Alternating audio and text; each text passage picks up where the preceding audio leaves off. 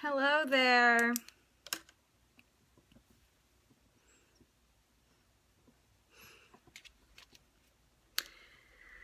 If you are hopping on my scope for the very first time, my name is Jenna Corelli. I am a certified personal trainer, a CrossFit Level 1 trainer, and a fitness nutrition specialist. Thank you guys so much for joining, and thank you for the hearts. This morning I wanted to talk a little bit with you guys about macronutrients and whether or not counting or tracking nutrients is really something that should be of importance to you. If you are somebody who tracks their macronutrients, and I'm talking about tracking protein, carbohydrates, and fat in your diet, comment below and let me know that this is something that you're currently doing. If it's something that you've been thinking about doing but you're not sure if it's for you specifically, then you're in the right place, because that's what we're going to chat about this morning. I wrote some reasons down why I think you should start tracking, and then some reasons why I think tracking macronutrients might not be for you. So I'm going to go through those reasons with you this morning. The question at hand is, should you track your macronutrient intake? Many of us are familiar with counting calories, right? That's what society has kind of pressed on us for a very long time.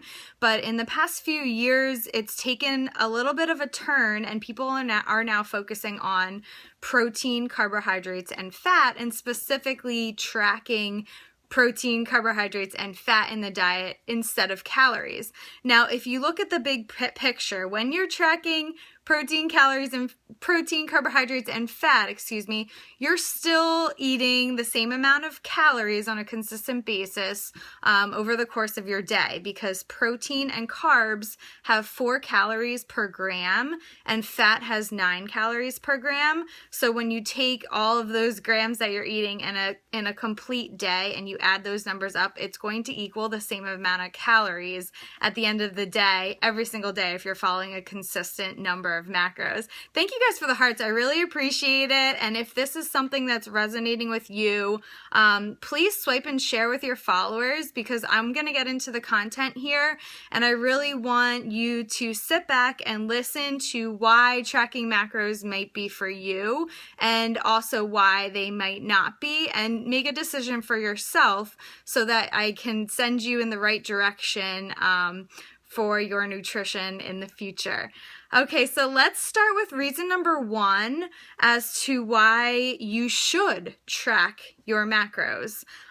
If you are lean, if you consider yourself a lean person, but you want to be leaner, small variations in your nutrition intake can mean the difference between dropping those last few stubborn pounds of fat and just standing still. So if you find that you have hit a plateau in your nutrition or on the scale or in your body fat percentage, tracking your macronutrients will really give your body a tight handle on the nutrients that you're getting day in and day out, and that consistency is what the body really loves. So that will push you over that plateau and give you the results you're looking for. So if you're lean but you're looking to get leaner, then tracking macros would be an option that would be suitable for you.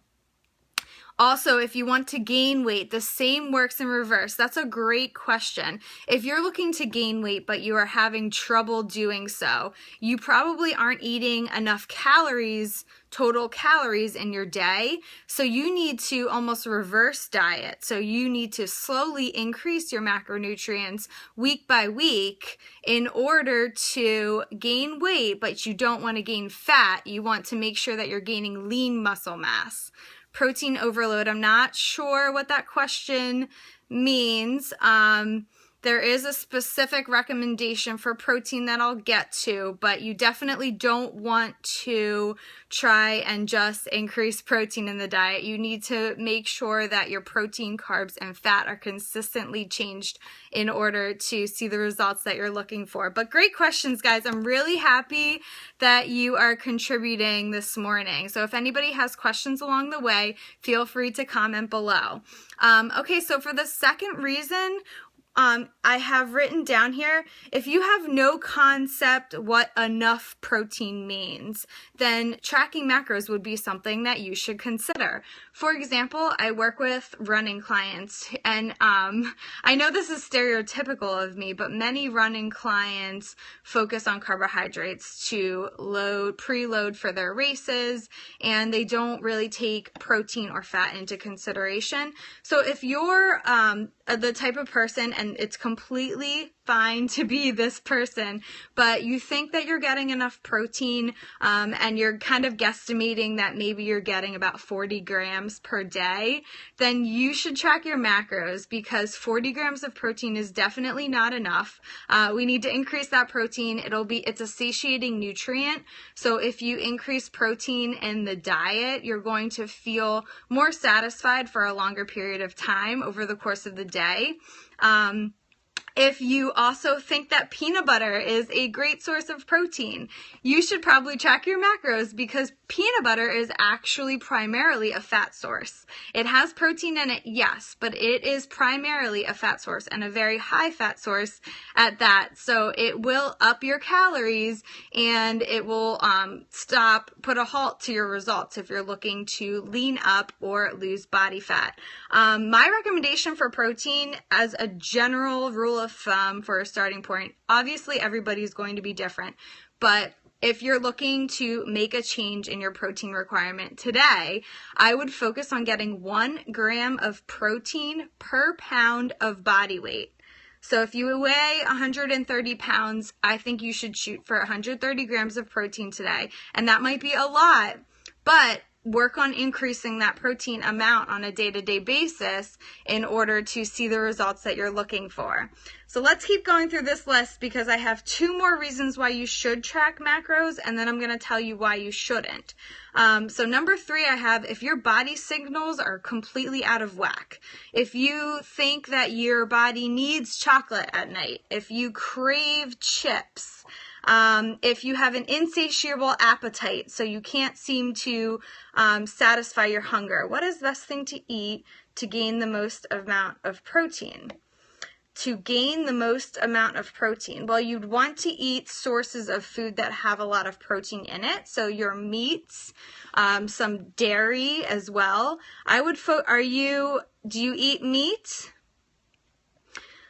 Any type of meat, chicken, ground turkey, ground chicken works really well. Really any type of meat. Eggs and egg whites will give you a lot of protein in the diet as well. If you cannot seem to satisfy your protein requirement through whole foods, you can definitely supplement with a whey protein powder as well. Okay, so the last reason I have under yes, I should track my macronutrients is if you have a deadline to meet. So if you have an upcoming vacation scheduled, you have a competition, a wedding, or a photo shoot scheduled on your calendar, you have no room to play any guessing games here, right? So you need to track the numbers, you need to work with numbers in order to be consistent in the diet and get you the results that you need immediately, because you don't have any room to fool around, right? Okay, so those are my 4 reasons why you should track macros. Now, listen to the reasons under no, and if you fall under the no category, there are other options for you, and I'm happy to chat with you about them. So if your neurosis gets you nowhere, so if you are neurotic, if you scrutinize everything that you eat, then tracking macros is not something for you, because it does take time, and you do need to, keep track of what you're eating on a daily basis. So if you're neurotic about that, and if you are, trying to hit your numbers down to the last gram, and you're getting stressed out because you just simply are not hitting them, or, you're taking a spoonful of coconut oil at the end of the day just to hit that last gram of fat, this might not be something for you. Patience is a virtue. If you don't have that patience, then you should probably start with basic nutrition first before advancing to calculating macronutrients and tracking on a daily basis. So this is for people who fall victim to paralysis by analysis. If that is you, chat with me and we will come up with a better solution for you, because it's more important to invest your energy into nutrition basics rather than tracking and calculating what you eat on a daily basis. 3 more, guys, and then I'll let you go. If you're a macronutrient veteran, for example, I have been tracking my macros for the past 4 or 5 years almost, so I can simply look at a piece of chicken and say that's 112 grams, which is 1 serving of chicken, which has about 22 grams of protein in it. I can eyeball my serving sizes pretty well. If you're well versed in macronutrients and you know how to track your macros, you don't need to track on a daily basis. And this is one thing that I tell my clients: if we initially start tracking, over the course, several months later, you may not need to weigh your food anymore. You may not need to track at all, because you can go out into a restaurant, be served a meal at the restaurant, and you can look at that meal and say, wow, that piece of meat is 2 servings right there, so I'm going to cut that in half and ask for a to-go bag. So you don't need to track your macros if you're well versed in macronutrient tracking to begin with. Also, if you're just getting your feet wet, if you're new to nutrition and you've never really worried about what you ate before, you're new to fitness, macros is not a place to start for you. You should start again with nutrition basics. So go back to the basics, chat with me. I can give you some basic information and send you some articles that will help you. For example, if you're somebody who eats fast food all the time, I would consider you just getting your feet wet with tracking your nutrition. So we would actually, if you eat, let's say you eat McDonald's 3 times a week, if you were my client, the first thing that I would do with you is just tell you to get McDonald's once a week. Baby steps. We don't want to explode ourselves and make all these changes all at once, because we know that sets ourselves up for failure, right? And lastly, if you're just looking to be healthy, tracking macronutrients takes a lot of time, and it is very stressful at first. It is, I'm not gonna lie, but if your goal is, you don't have a short-term health goal, you have a long-term health goal, you just want to simply be healthy, there's no timeline to reach that goal, you could care less about how many carbs you're eating on a daily basis, then tracking macros is just simply not for you. So my point of this scope is, first of all, I really hope that this was helpful information and you can think about and consider the different reasons I gave for why you should or shouldn't track macros and decide which one is best for you. If you need help deciding whether it's a good option for you, feel free to email me at crazyhealthyfit@gmail.com. You can also go into my Periscope profile and click on the link to get to my website and contact me there. I'd be happy to chat through some options for you in order to better improve your health, because that's really what I am all about. I have a passion for helping you reach your goals, your specific body composition goals, and I want to do so in a realistic way. I don't want to set you guys up for failure. Short-term weight and fat loss is awesome. Trust me, we all want to lose weight fast, but if you're going to follow a method that's going to set you up for long-term failure, it's just not worth it. So I hope you guys have a wonderful day. Thank you. I really appreciate the hearts and the engagement on this scope, and we'll chat later. Bye.